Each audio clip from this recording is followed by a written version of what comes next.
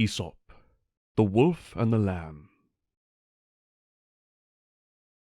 When cruelty and injustice are armed with power and determined on oppression, the strongest pleas of innocence are preferred in vain. A wolf and a lamb were, accidentally, quenching their thirst together at the same rivulet. The wolf stood towards the head of the stream, and the lamb at some distance below. The injurious beast, resolved on a quarrel, fiercely demands, "How dare you disturb the water which I am drinking?"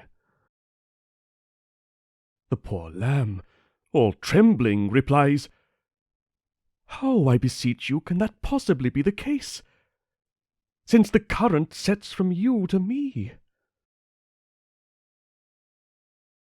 Disconcerted by the force of truth, he changes the accusation. "6 months ago," says he, "you vilely slandered me." "Impossible," returns the lamb, "for I was not then born." "No matter. It was your father then, or some of your relations." And immediately seizing the innocent lamb, he tore him to pieces.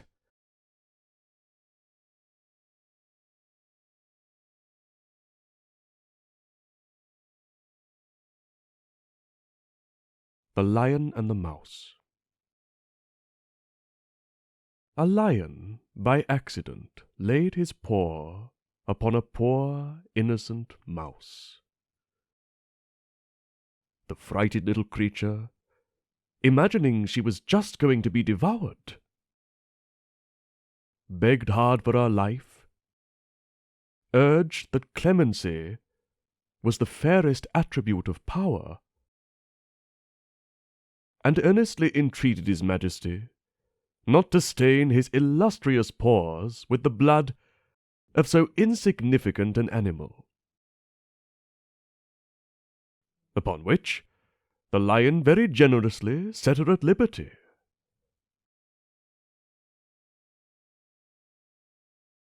It happened a few days afterwards that the lion, ranging for his prey, fell into the toils of the hunter. The mouse heard his roarings, knew the voice of her benefactor, and immediately repairing to his assistance, gnawed in pieces the meshes of the net. And by delivering her preserver, convinced him that there is no creature so much below another,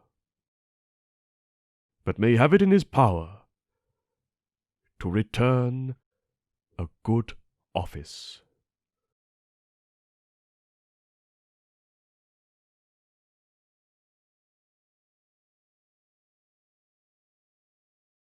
The Stag Drinking.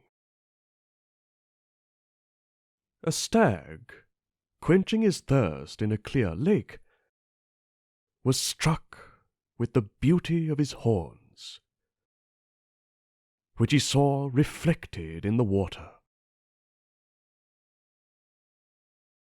At the same time, observing the extreme slenderness of his legs,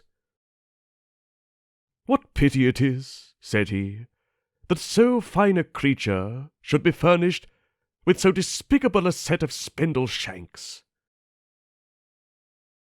What a truly noble animal I should be, were my legs in any degree answerable to my horns."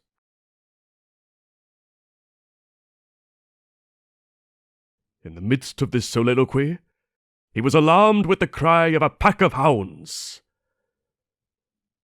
He immediately flies over the forest, and left his pursuers so far behind that he might probably have escaped. But taking into a thick wood, his horns were entangled in the branches, where he was held till the hounds came up and tore him in pieces.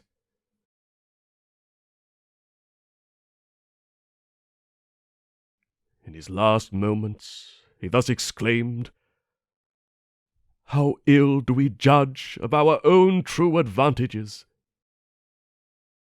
The legs which I despised would have borne me away in safety, had not my favourite antlers betrayed me to ruin."